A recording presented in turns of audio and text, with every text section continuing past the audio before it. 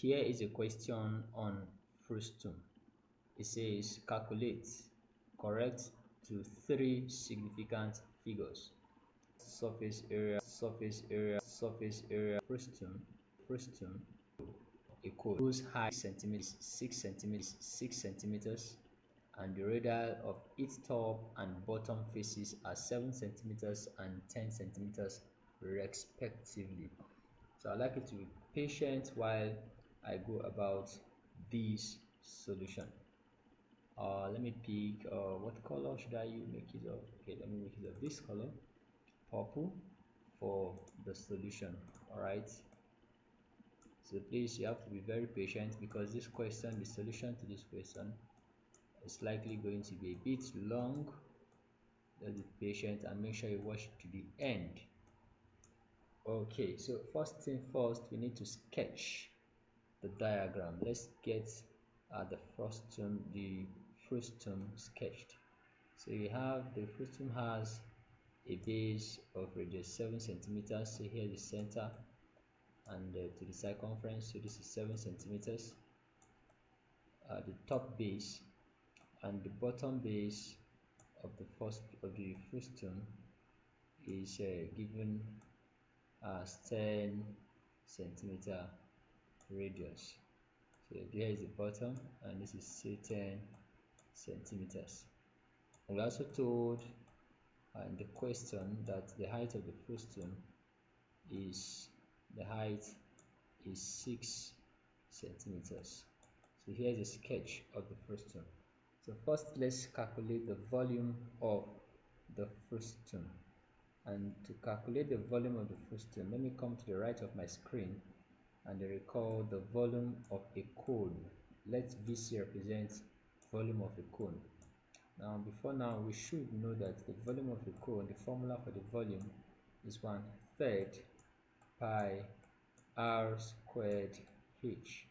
So here is the formula to compute the volume of a cone, 1/3 times pi r squared h. So since this frustum is a frustum of a cone, it means it's a shape that is produced from a cone. So let's go ahead and complete. Let's get an imaginary part of the cone to make it complete, so to form the cone. So here is the assumed cone from which the frustum was produced, and if that is it, meaning we need to calculate the volume. Okay, and since we've gotten the assumed the whole figure, the cone itself from which the frustum was produced, it means to calculate the volume of the frustum, let me represent that as VF. VF stands for volume of the frustum, or frustum rather. That's going to be equal to, now looking at this new shape that I've formed, the volume of this frustum should be equal to the volume of the larger cone.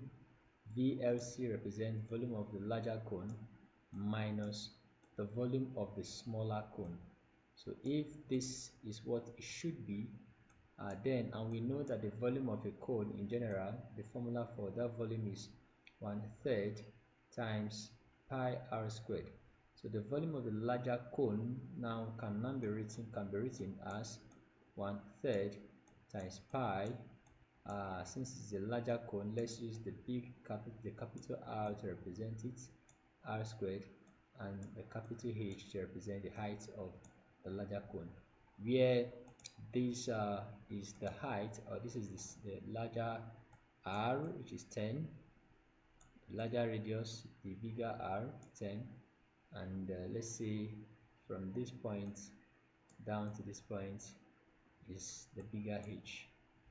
Okay, that's the height of the cone, the bigger H. All right, and also the volume of the smaller cone is 1/3 pi smaller r squared times smaller height, which can be simplified further as 1/3 pi, since 1/3 pi is common to both parts of the expression, so I can factor it out. So we're having left in the bracket big R squared h and small r squared h. This is the formula to calculate the volume of the frustum. So somebody might want to ask, okay, where is the small h? So this from the tip of the cone to the top base of the cone, or to the top of the frustum, is the smaller height. So by close observation, you would see that the height, capital H, should be equal to the 6 plus the smaller h. So whatever the value of small h is, added value to 6 to solve for the bigger h. And by close inspection again, you'd see that we formed a right angle triangle with two parts. The one with the blue, let me even distinct them. So this is the one with the blue, all right, from the tip of the cone to the top of the frustum, and the other one with purple color. So let's just sketch it, that triangle, that right angle triangle, out at the right side of our screen for clearer view. So we have something like this. Here this is 7 centimeters, this length is 10 centimeters, and this length is 6 centimeters from the top to the base of the frustum. So that is 6 centimeters. I've represented this height as h from the question.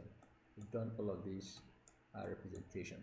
So again, you observe that the triangles, there are 3 triangles formed in one, but do I say 3? Sorry, yes, I did 3, 1, 2. Okay, there are 2 triangles. Now looking at the 2 triangles closely, you would notice that they are similar triangles. All right, so from similarity of these triangles, I can compare the ratios of the triangles. Of course, we can do that. So when we compare the ratios of the smaller triangle and the bigger triangle, we'll see clearly that h over 7 is equal to 6 plus h over 10. This makes sense, does it? Yes, I think it does. So comparing the 2 triangles as similar triangles, when you compare the height of the smaller triangle by the base, that will be equivalent or equal to the height of the bigger triangle, h plus 6 times over the base. So from this point we can do what is called cross multiplication. So this will be 10h, 10 times h is 10h, then 7 times 6 plus h, that will be equal to 42 times 7h. 42 plus, instead of times, plus 2 plus 7h, so that h minus 10h minus 7h, rather 10h minus 7h will be equal to 42. Now when you subtract 7 from 10, that will be 3h. So we have 3h equal to 42. Then dividing both sides by 3, the value of h, the small h, would be equal to 14. And this makes sense. It makes a lot of sense. Now we've calculated the value of h, small h, with 14. We can now substitute the value of small h into this equation to solve for the big H.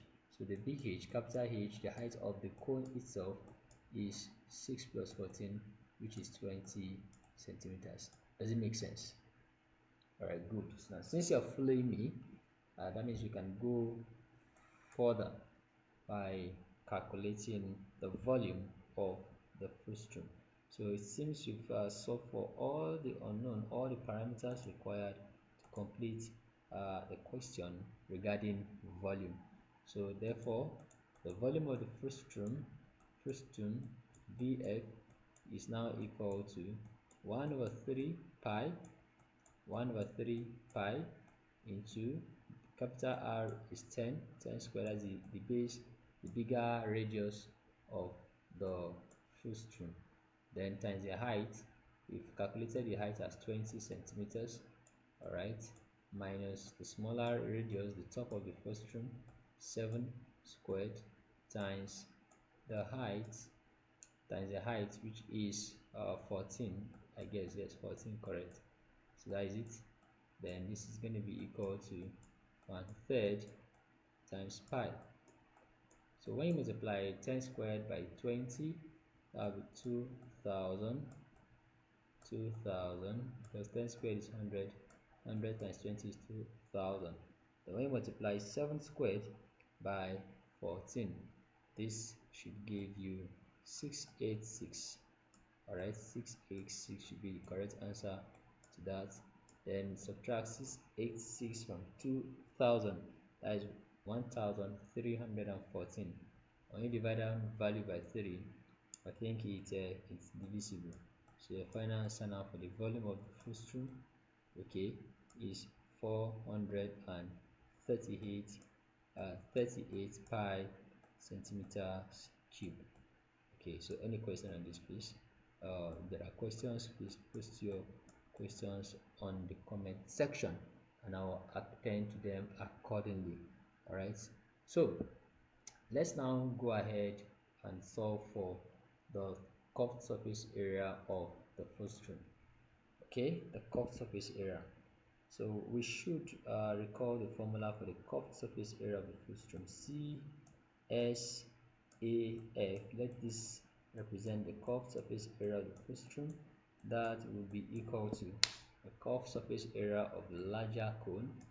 Curved surface area of the larger cone, CSALC, larger cone, minus the curved surface area of the smaller cone, CSASC. Okay, so where the curved surface area of a cone, the CSA of a cone, of any given cone, is equal to pi r squared, pi rl rather. The curved surface area of any cone is equal to pi rl. So that means the curved surface area of the larger cone should be equal to pi capital R and capital L, while the curved surface area of the smaller cone should be pi small r and small l, so that you can factor out pi, but pi is always constant anywhere you go to.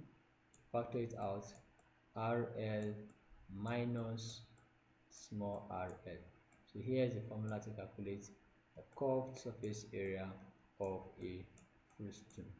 Alright, so I believe you are following and it's becoming more interesting. So from this formula, it means we need to calculate the length of the bigger cone itself and the length of the smaller cone itself. So let's go back to the diagram. So here is a diagram.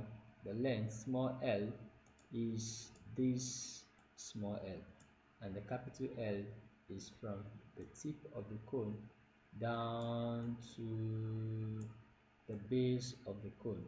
So that is the capital L, big L. Okay, so I think for me not to make this too clumsy and too too busy, I think I'll have to sketch that cone again somewhere around this region. Let's just sketch it and use it to answer this question. So assuming here is a cone, we are referring to, okay, and I have a frustum being formed in the cone. So we're saying that from this point to this point, we call that distance small l, the length of the smaller cone, while the length of the bigger cone is from the tip of the cone itself to the base of the bigger one, that is capital L. We call that capital L. Alright, so I believe this is getting interesting. So the next thing we need to do now is to solve for small l and big L. Don't forget this value is given as 7 centimeters and this value is given as 10 centimeters. So we have this as 6 and we have this as 14. We've calculated this already. We have this as 14, so that the whole height is now 20. So that is it. The whole height is 20. Okay, now let's extract. I think I can extract this smaller triangle that is formed around this region. Let me extract it and bring it to the right part of my screen. Now when I do the extraction, you'll see that this base of the triangle is 7, the height of the triangle is 14, and the hypotenuse is actually unknown, which is a small l.